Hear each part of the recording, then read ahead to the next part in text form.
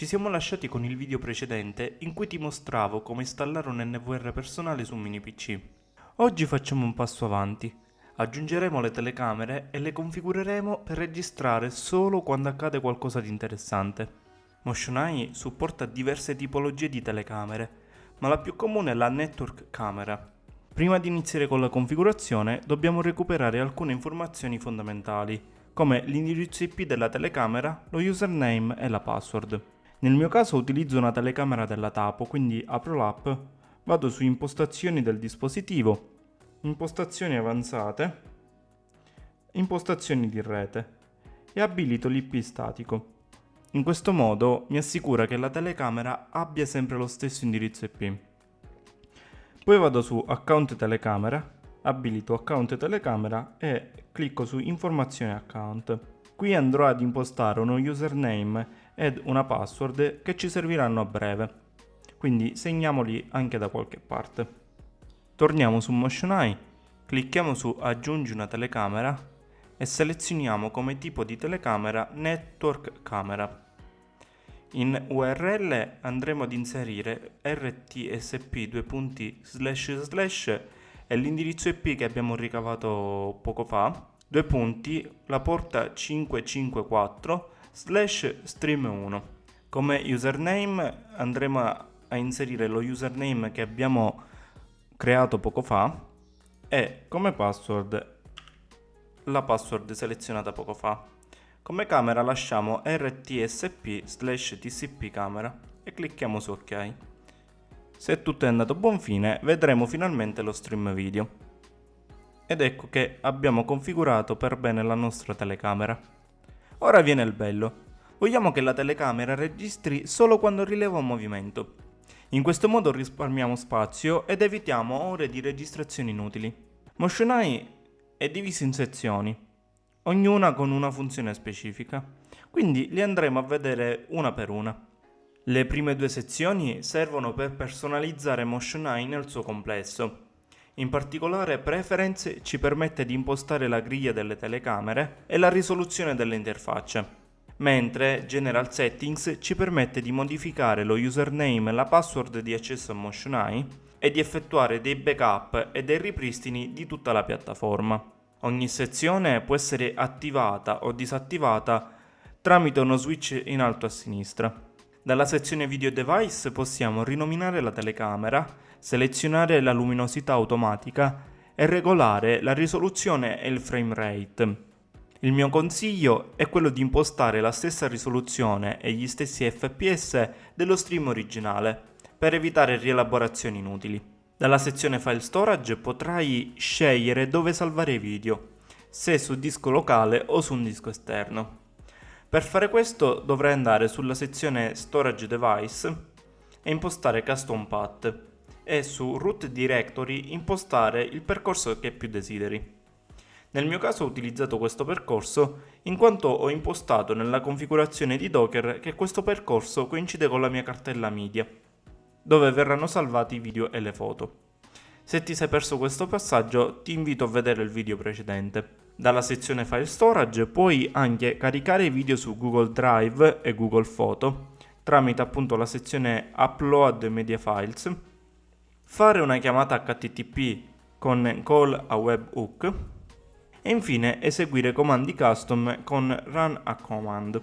Passando avanti alla sezione Text Overlay, potrai sovrapporre del testo sullo stream video, come la data, l'ora, il nome della camera o la variazione di frame.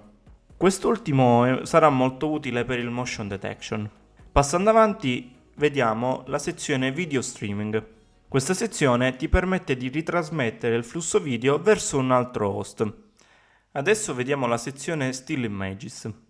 Questa sezione ci consente di scattare foto e salvarle nel percorso scelto. Esistono diverse modalità. Tra queste abbiamo Motion Triggered, che effettua una foto ogni volta che c'è un movimento. Motion Triggered One Picture effettua una singola foto quando rileva un movimento. Interval Snapshot scatterà foto ogni tot secondi. Questa modalità è utile per effettuare dei timelapse. Dal campo Preserve Pictures possiamo impostare per quanto tempo conservare le immagini. Adesso vediamo la sezione Movies. Da qui possiamo registrare dei veri e propri filmati. Dal campo Movie Pass-Through possiamo decidere se salvare i video nel formato originale oppure cambiare il formato del video. Poi abbiamo due modalità di registrazione. La modalità Motion Triggered, ovvero verrà effettuata una registrazione solo quando viene rilevato un movimento, e la modalità Continuous Recording, ovvero Motion Eye registrerà in modo continuo. Se impostiamo Motion Triggered, nel campo Maximum Movie Length andremo ad impostare la durata massima dei video, mentre se selezioniamo Continuous Recording, questa voce andrà ad indicare ogni quanto creare un nuovo file. E infine con Preserve Movies possiamo decidere per quanto tempo conservare i video. E adesso vediamo la sezione più importante, la sezione Motion Detection. Da qui possiamo configurare come e quando il sistema riconosce un movimento. Spieghiamo rapidamente ogni campo. Il primo campo ci permette di indicare la percentuale di pixel cambiati per considerare un movimento. Il secondo campo, Maximum Change Threshold, ci permette di non considerare il movimento se troppi pixel cambiano. Ipotizziamo l'accensione o lo spegnimento della luce. Quest'altro campo, Auto Threshold Tuning, se attivato regola automaticamente le due soglie precedenti. Auto Noise Detection filtra i falsi positivi dovuti al rumore video. Light Switch Detection ignora cambi improvvisi di luminosità. Passando a Motion Gap ci permette di indicare il tempo d'attesa tra due rilevamenti consecutivi.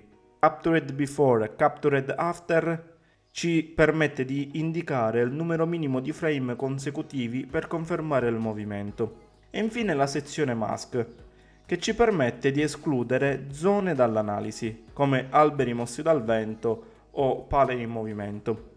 Possiamo scegliere tra due tipi di maschere, la maschera Smart e la maschera Editable. La prima si adatta automaticamente alla scena.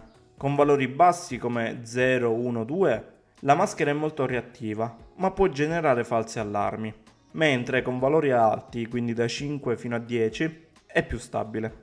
Poi abbiamo la maschera editabile, che ci permette di selezionare aree sensibili o da escludere. E adesso vediamo le ultime due sezioni, Notification e Working Schedule. Motion Notification permette di inviare mail o notifiche quando viene rilevato un movimento, mentre Working Schedule imposta i giorni e gli orari in cui il sistema deve essere attivo.